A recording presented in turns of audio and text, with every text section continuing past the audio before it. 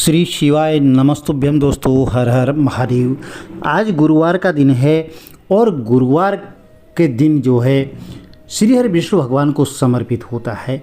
यह गुरुवार जो भी भक्त सच्चे मन से, सच्चे भाव से, हृदय से श्री हरि विष्णु भगवान का पूजन करता है, उनके मनोरथ अवश्य ही पूर्ण होते हैं। क्योंकि वैशाख का महीना जो है पवित्र महीना चल रहा है। इस महीने में श्री हरि विष्णु भगवान के निमित्त जो है पूजन, व्रत, तप इत्यादि किया जाता है। अवश्य ही मनोवांछित फलों की प्राप्ति होती है। आज की वीडियो में 7 चने की दाल का अचूक उपाय आपको बताया जा रहा है। देखिए, देवादिदेव महादेव जो भी भक्त उनकी पूजा करता है, श्री हरि विष्णु भगवान की पूजा करता है, उनकी मनोकामनाएं अवश्य पूर्ण होती हैं। आज की वीडियो में आपको अचूक उपाय बताए जा रहे हैं। वीडियो में अंत तक जरूर बने रहिए। पहला उपाय करने के लिए आपको जो है 7 चने की दाल की आवश्यकता होगी। आप चाहें तो 7 की संख्या, 11 की संख्या, 21 की संख्या, 108 की संख्या ले सकते हैं। कम से कम 7 चने की दाल तो आपको लेनी ही है। अब यह भी ध्यान रखना है कि चने की दाल खंडित नहीं होनी चाहिए, पूर्ण दाने होनी चाहिए। हमारे शास्त्रों में भी बताया गया है कि जो भी व्यक्ति चने की दाल गुरुवार के दिन समर्पित करता है, शिवलिंग पर समर्पित करता है, वह स्वर्ण के समान माना जाता है। क्योंकि हर कोई स्वर्ण दान नहीं कर सकता है। तो चने की दाल यदि आप भाव से समर्पित करते हैं तो उसका भाग्य प्रबल हो जाता है। ऐसा पूज्य गुरुजी अपनी कथा में बताते हैं। प्रिय भक्तजनों, इसके लिए आपको ज़रूरत पड़ेगी चने की दाल की। एक गुड़ का टुकड़ा चाहिए एक पात्र में, 1 लोटा जल, तांबे का लोटा हो तो अति उत्तम है। यह सारी सामग्री आप लेकर के जो है शिव मंदिर में चले जाए। दिन में कभी भी उपाय कर सकते हैं। 7 चने की दाल हैं जो लेकर के गए हैं, जो गुड़ का टुकड़ा लेके गए हैं, उसको जो है गुड़ वाला बर्तन है, थोड़ा सा जल डालकर उसमें भिगो दें और बृहस्पतिश्वर महादेव का स्मरण करते रहना है। बृहस्पतिश्वर महादेव का स्मरण करते हुए यदि आपकी कुंडली में बृहस्पतिश्वर महादेव का स्मरण करने से क्या होगा, कुंडली में यदि गुरु कमज़ोर है तो इससे गुरु ग्रह मजबूत भी होता है। और यदि गुरु ग्रह मजबूत होता है तो फिर भाग्य आपका पूर्ण साथ देता है, भाग्य प्रबल होता है। क्योंकि गुरु ग्रह अखंड सौभाग्य को देता है। यह सुख, समृद्धि, वैभव का होता है। इसलिए कुंडली में जो है गुरु ग्रह का मजबूत होना भी आवश्यक होता है।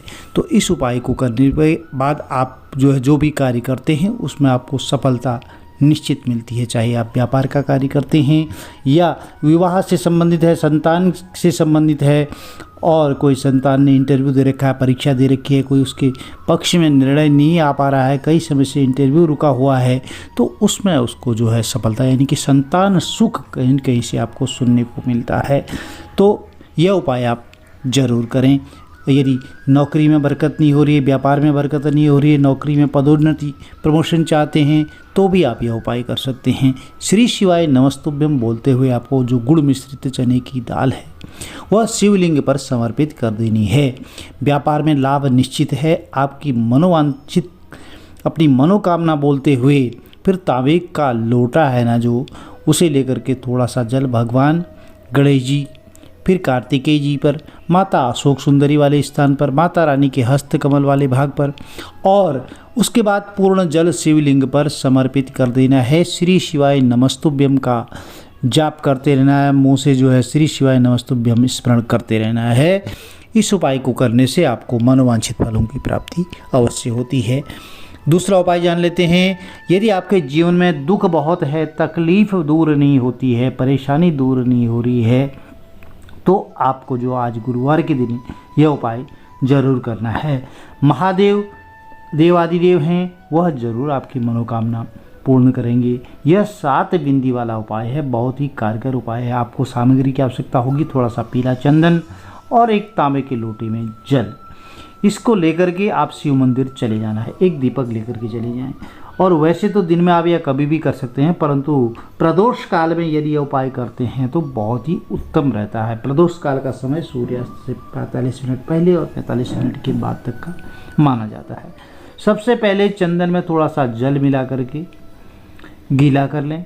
फिर सीधे हाथ की सबसे छोटी अंगुली के पास वाली है अनामिका, अंगूठा, तर्जनी, मध्यमा, अनामिका। तो अनामिका उंगली की मदद से यह जो है बिंदियाँ लगानी है आपको, और जितनी बार बिंदी लगानी है उतनी बार हाथ जो है चंदन वाली पे कटोरी में डुबोना है। सीधे हाथ की सबसे छोटी उंगली के पास वाली उंगली अनामिका उंगली ध्यान रखना है। भगवान गणेश जी के स्थान पर एक बिंदी लगानी है, फिर कटोरी में हाथ उंगली लगानी है। कार्तिकेय भगवान के स्थान पर, तीसरी माता अशोक सुंदरी वाले स्थान पर, चौथी बिंदी माता पार्वती के हस्त कमल वाले स्थान पर, और जहाँ पर कटी वाला भाग है। पांचवी उंगली जलाधारी के जो है कोने पर, और छठी बिंदी शिवलिंग के विपरीत साइड में, और 7 बिंदी जो है अंतिम 7वीं बिंदी आपको भगवान शिव के शिवलिंग के ऊपर लगा देनी है। और जितनी बार आप बिंदी लगाते हैं उतनी बार उंगली को कटोरी में डुबोना है। हर बिंदी लगाते समय श्री शिवाय नमस्तुभ्यम का स्मरण करना है, और प्रत्येक बार अपनी उंगली चंदन के अंदर डुबोनी है, इस बात का ध्यान रखना है। अपनी मनोकामना भी बोलनी है। अंत में जो 1 लोटा जल लेकर के गए हैं ना, वह शिवलिंग पर समर्पित कर देना है। प्रिय भक्तजनों, सच्चे मन से किया गया उपाय, सच्चे भाव से हृदय से किया गया उपाय जरूर कारगर साबित होता है। अगला उपाय जान लेते हैं। आपको जो है मनोकामना पूर्ति के लिए है, आपकी मनोकामना पूर्ण नहीं हो रही है, तो आपको जो है गुरुवार के दिन एक तो बेलपत्र लेना है, और थोड़ा सा पीला चंदन की आवश्यकता होगी, 1 लोटा जल, थोड़ा सा शहद, यह सब सामग्री लेकर के आप शिव मंदिर में चले जाएं। मनोकामना आपकी कोई भी हो सकती है। अपनी मनोकामना बोलते हुए जो बेलपत्र ले गए हैं, इसको जो है ये काहे के लिए है? विवाह नहीं हो पा रहा है, नौकरी नहीं लग पा रही है, व्यापार में बरकत नहीं हो रही है, धन प्राप्ति का कोई भी उपाय हो सकता है, कोई भी समस्या हो सकती धन से संबंधित, और ग्रह कलेश, परिवार में कलह कलेश, संतान आपका कहना नहीं मानती है, तो उसके लिए जो है पारिवारिक कलह हो रहा है, तो इन सब चीज़ों के लिए यह उपाय बहुत ही कारगर है। पूज्य गुरु जी की कथा सुन करके ही आपको उपाय बताए जा रहे हैं।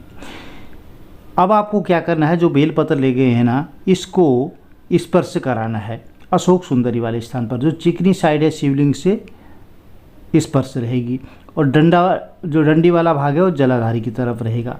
और फिर इस बेलपत्र को उठा करके इसकी जो तीनों बड़ी पत्ती हैं, पत्तियों को जोड़ने वाली डंडी है ना, उस पर 1 बिंदी चंदन लगानी है। अपनी मनोकामना मन में स्मरण करते हुए बेलपत्र को शिवलिंग पर समर्पित कर देना है। ध्यान रखना है कि बेलपत्र की जो डंडी है वो जलाधारी की तरफ रहनी चाहिए, और फिर 1 लोटा जो जल है ना, उसको समर्पित कर देना है। आपको क्या करना है, एक बेलपत्र लिया, थोड़ा सा शहद लगा दें उसमें 2 बूंद, बीच वाले स्थान पर थोड़ा चंदन लगा लें।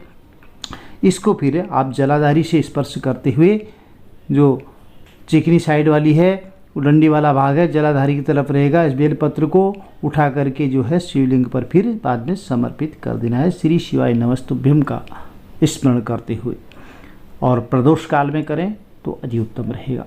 प्रिय भक्तजनों, यह 3 उपाय आज की वीडियो में बताए गए हैं, और यह छोटे छोटे उपाय हैं। यदि इन उपाय को करते हैं तो आपके मनोरथ अवश्य पूर्ण होते हैं, मनोकामनाएं पूर्ण होती हैं। यदि वीडियो में दी गई जानकारी आपके लिए लाभप्रद रहती हो तो चैनल को ज़रूर लाइक कीजिए, शेयर कीजिए, सब्सक्राइब कीजिए, साथ में बेल आइकन ज़रूर प्रेस कर दीजिए, जिससे कि आने वाले वीडियोज़ की नोटिफिकेशंस आपको ठीक समय पर मिलती रहे। श्री हरि विष्णु भगवान का आशीर्वाद आपके परिवार में सदैव बना रहे। हर हर महादेव, जय माता दी। आपका दिन शुभ हो।